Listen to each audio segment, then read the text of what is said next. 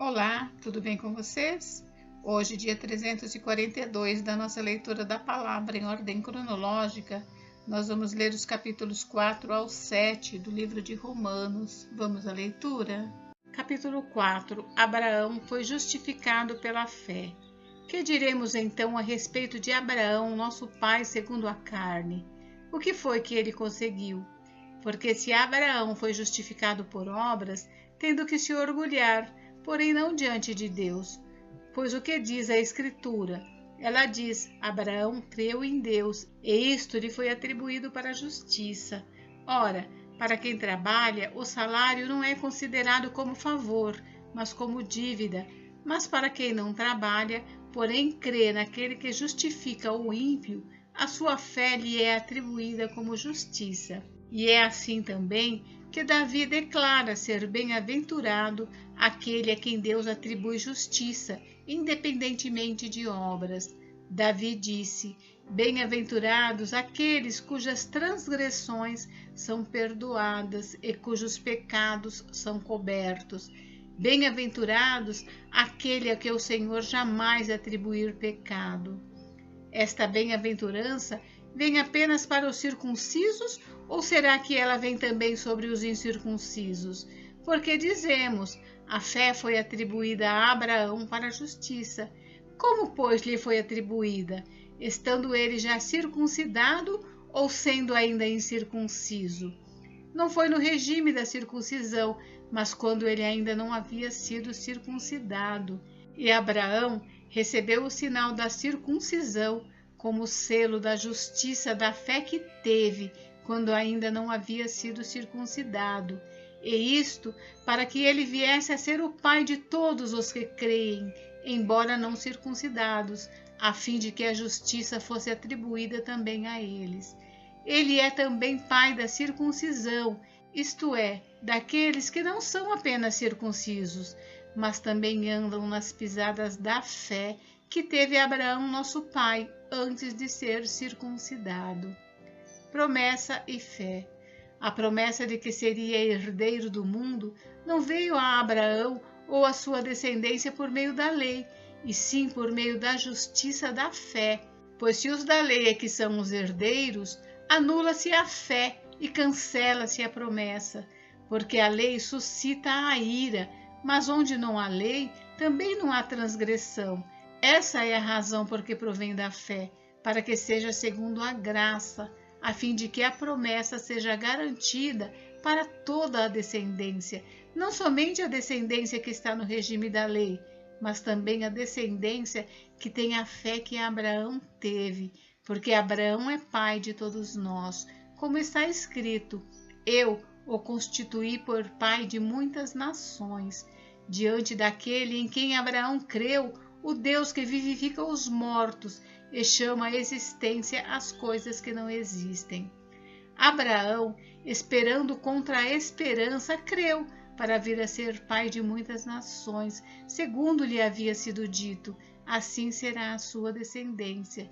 E sem enfraquecer na fé, levou em conta o seu próprio corpo já amortecido, tendo ele quase 100 anos, e a esterilidade do ventre de Sara. Não duvidou por incredulidade da promessa de Deus, mas pela fé se fortaleceu, dando glória a Deus, estando plenamente convicto de que Deus era poderoso para cumprir o que havia prometido. Assim, também isto lhe foi atribuído para a justiça, e as palavras lhe foi atribuído foram escritas não somente por causa dele, mas também por nossa causa, visto que a nós igualmente nos será atribuído, a saber, a nós que cremos naquele que ressuscitou dentre os mortos, a Jesus nosso Senhor, o qual foi entregue por causa das nossas transgressões e ressuscitou para a nossa justificação. Capítulo 5. Justificação pela fé e paz com Deus. Justificados, pois, mediante a fé, temos paz com Deus por meio do nosso Senhor Jesus Cristo, pelo qual obtivemos também acesso pela fé a esta graça na qual estamos firmes e nos gloriamos na esperança da glória de Deus. E não somente isto, mas também nos gloriamos nas atribulações, sabendo que a tribulação produz perseverança, a perseverança produz experiência, e a experiência produz esperança.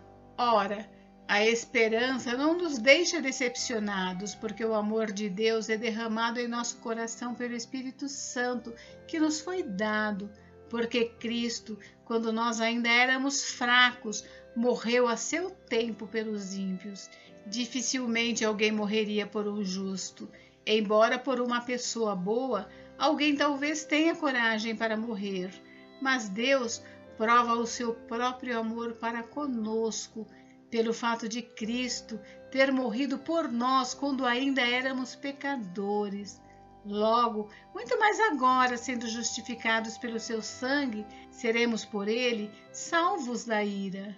Porque se nós, quando inimigos, fomos reconciliados com Deus mediante a morte de seu Filho, muito mais, estando já reconciliados, seremos salvos pela sua vida. E não apenas isto, mas também nos gloriamos em Deus por meio do nosso Senhor Jesus Cristo, mediante o qual recebemos agora a reconciliação. Adão e Cristo. Portanto, assim como por um só homem entrou o pecado no mundo, e pelo pecado veio a morte, assim também a morte passou a toda a humanidade, porque todos pecaram. Porque antes da lei ser dada, havia pecado no mundo, mas o pecado não é levado em conta quando não há lei. No entanto, a morte reinou desde Adão até Moisés, mesmo sobre aqueles que não pecaram à semelhança da transgressão de Adão, o qual prefigurava aquele que havia de vir. Mas o dom gratuito não é como a ofensa, porque se muitos morreram pela ofensa de um só, muito mais a graça de Deus e o dom pela graça de um só homem, Jesus Cristo, foram abundantes sobre muitos. O dom, entretanto, não é como o caso em que somente um pecou, porque o julgamento derivou de uma só ofensa para a condenação, mas a graça deriva de muitas ofensas para a justificação. Se a morte reinou pela ofensa de um e por meio de um só, muitos mais os que recebem a abundância da graça e o dom da justiça reinarão em vida por meio de um só, a saber, Jesus Cristo. Portanto, assim como por uma só ofensa veio o juízo sobre todos os seres humanos para condenação, assim também, por um só ato de justiça, veio a graça sobre todos para a justificação que dá vida. Porque, como pela desobediência de um só homem, muitos se tornaram pecadores, assim também, por meio da obediência de um só, muitos se tornarão justos. A lei veio para que aumentasse a ofensa, mas onde aumentou o pecado, aumentou muito mais ainda a graça, a fim de que, como o pecado reinou pela morte, assim também a graça reinasse pela justiça que conduz à vida eterna, por meio de Jesus Cristo, nosso Senhor. Capítulo 6. Livres do pecado pela graça. Que diremos então? Continuaremos no pecado para que a graça aumente ainda mais? De modo nenhum. Como viveremos ainda no pecado, nós que já morremos para ele? Ou será que vocês ignoram que todos nós que fomos batizados em Cristo Jesus, fomos batizados na sua morte? Fomos sepultados com ele na morte pelo batismo, para que, como Cristo foi ressuscitado dentre os mortos pela glória do Pai, assim também nós andemos em novidade de vida. Porque se fomos unidos com ele na semelhança da sua morte, certamente seremos também na semelhança da sua ressurreição. Sabendo isto, que a nossa velha natureza foi crucificada com ele, para que o corpo do pecado seja destruído, e não sejamos mais escravos do pecado, pois quem morreu está justificado do pecado. Ora, se já morremos em Cristo, cremos que também viveremos com ele. Sabemos que, havendo Cristo ressuscitado dentre os mortos, já não morre, a morte já não tem domínio sobre ele, pois quanto a ter morrido, de uma vez para sempre morreu para o pecado. mas quanto a viver, vive para Deus. Assim também vocês considerem-se mortos para o pecado, mas vivos para Deus em Cristo Jesus. Portanto, não permitam que o pecado reine em seu corpo mortal, fazendo com que vocês obedeçam às suas paixões. Também não ofereçam os membros do corpo ao pecado como instrumentos de injustiça, mas como pessoas que passaram da morte para a vida. Ofereçam a si mesmos a Deus e ofereçam os seus membros a Deus como instrumentos de justiça, porque o pecado não terá domínio sobre vocês, pois vocês não estão debaixo da lei, e sim da graça. Servos da justiça. E então, havemos de pecar porque não estamos debaixo da lei e sim da graça? De modo nenhum. Será que vocês não sabem que ao se oferecerem como servos para a obediência, vocês são servos daquele a quem obedecem, seja do pecado que leva à morte, ou da obediência que conduz à justiça? Mas graças a Deus, que tendo sido escravos do pecado, vocês vieram a obedecer de coração à forma de doutrina a que foram entregues. E uma vez libertos do pecado, foram feitos servos da justiça. Falo em termos humanos por causa das limitações de vocês. Assim como ofereceram os seus membros para que fossem escravos da impureza e da maldade que leva à maldade, assim ofereçam agora os seus membros para que sejam servos da justiça para a santificação. Porque quando vocês eram escravos do pecado, estavam livres em relação à justiça. Naquele tempo, que frutos vocês colheram? Somente as coisas de que agora vocês se envergonham, porque o fim delas é a morte. Agora, porém, libertados do pecado, transformados em servos de Deus, o fruto que vocês colhem é para a santificação, e o fim, neste caso, é a vida eterna, porque o salário do pecado é a morte, mas o dom gratuito de Deus é a vida eterna em Cristo Jesus, nosso Senhor. Capítulo 7. Uma comparação com o casamento. Ou vocês não sabem, irmãos, pois falo aos que conhecem a lei, que a lei tem domínio sobre uma pessoa apenas enquanto ela está viva. Por exemplo, a mulher está ligada pela lei ao seu marido enquanto ele vive, mas se o marido morrer, ela ficará livre da lei conjugal, de modo que será considerada adúltera se enquanto o marido estiver vivo, ela se unir com outro homem. Mas se o marido morrer, ela estará livre da lei e não será adúltera se casar com outro homem. Assim, meus irmãos, também vocês morreram para a lei, por meio do corpo de Cristo, para que pertençam a outro, a saber, àquele que ressuscitou dentre os mortos, a fim de que frutifiquemos para Deus.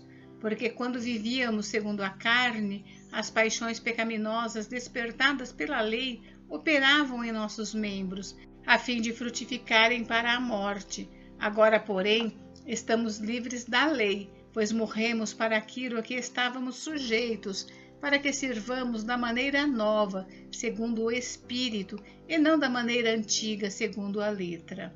A lei e o pecado.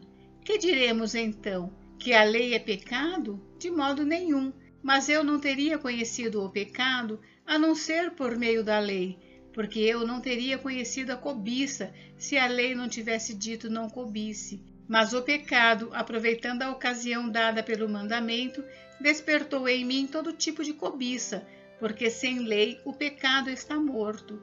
Houve um tempo em que sem a lei eu vivia, mas quando veio o mandamento, o pecado reviveu e eu morri. E verifiquei que o mandamento que me havia sido dado para a vida, esse se tornou mandamento para a morte, porque o pecado, aproveitando a ocasião dada pelo mandamento, me enganou e por meio do mandamento me matou. Assim, a lei é santa e o mandamento é santo, justo e bom. Então, aquilo que é bom se tornou morte para mim? De modo nenhum. Pelo contrário, o pecado, para mostrar-se como pecado por meio de uma coisa boa, causou-me a morte, a fim de que pelo mandamento o pecado mostrasse toda a sua força de pecado. Porque bem sabemos que a lei é espiritual, eu, porém, sou carnal, vendido à escravidão do pecado, porque nem mesmo compreendo o meu próprio modo de agir, pois não faço o que prefiro, mas sim o que detesto. Ora, se faço o que não quero, concordo com a lei que é boa.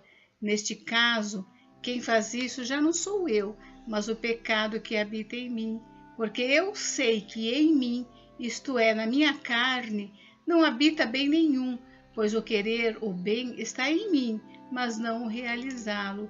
Porque não faço o bem que eu quero, mas o mal que não quero, esse faço. Mas se eu faço o que não quero, já não sou eu quem o faz, e sim o pecado que habita em mim. Assim, encontro esta lei. Quando quero fazer o bem, o mal reside em mim, porque segundo o homem interior tenho prazer na lei de Deus, mas vejo nos meus membros outra lei, que guerreando contra a lei da minha mente, me faz prisioneiro da lei do pecado que está nos meus membros. Miserável homem que sou, quem me livrará do corpo desta morte? Graças a Deus por Jesus Cristo, o nosso Senhor, de maneira que eu, de mim mesmo, com a mente, sou escravo da lei de Deus, mas segundo a carne, sou escravo da lei do pecado. Gente, encerramos por hoje, mas amanhã tem mais. Fiquem com Deus, Deus abençoe vocês. Até amanhã.